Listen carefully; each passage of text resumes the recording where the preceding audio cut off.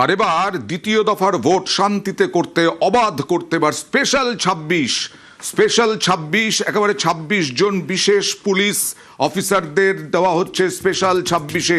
কাদের কাদের নাম আসে দেখুন। বিশেষ দায়িত্বে 26 পুলিশ কর্তাকে কথা বলবো প্রতিনিধি প্রীতির সঙ্গে। প্রীতি, এদের কাজ কি হবে? কারণ বিভিন্ন জায়গায় তো পুলিশ পর্যবেক্ষকই রয়েছেন।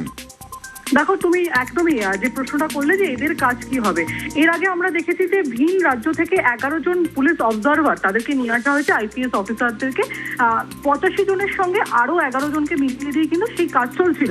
এবং তারপরেই আমরা দেখলাম যে প্রথম দফায় যারা কাজ করেছেন, যারা দায়িত্ব সামলেছেন, তাদের মধ্যেই কিন্তু প্রায় 26 জন পুলিশ অফিসার, যাদের মধ্যে একাধিক আইপিএস অফিসার রয়েছেন, তাদেরকে নিয়ে আসা হচ্ছে দ্বিতীয় দফার নির্বাচনে, যেখানে 142 আসনে ভোট রয়েছে। তোমাকে জানিয়ে রাখি, এর মধ্যে ব্যারাকপুর পুলিশ কমিশনারেটের মধ্যে 4 জন পুলিশ অফিসারকে দেওয়া হচ্ছে, এদের মধ্যে যাদের মধ্যে 3 জনই আইপিএস।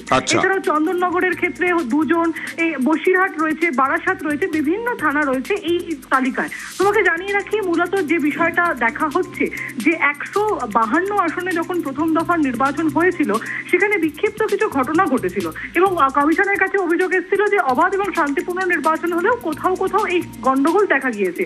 তবে দ্বিতীয় দফায় 142 আসনে যেখানে নির্বাচন রয়েছে, যাতে কোনো ধরনের অপ্রীতিকর পরিস্থিতি না হয়, একটা বুথেও যাতে সমস্যার তৈরি না হয়, তার জন্য কিন্তু সাফিসিয়েন্ট পুলিশ অফিসার রাখা হচ্ছে। তার জন্য পুলিশ পর্যবেক্ষকের পর এবার 26 জন, স্পেশাল 26 জন এই আধিকারিককে নিয়ে আসা হলো।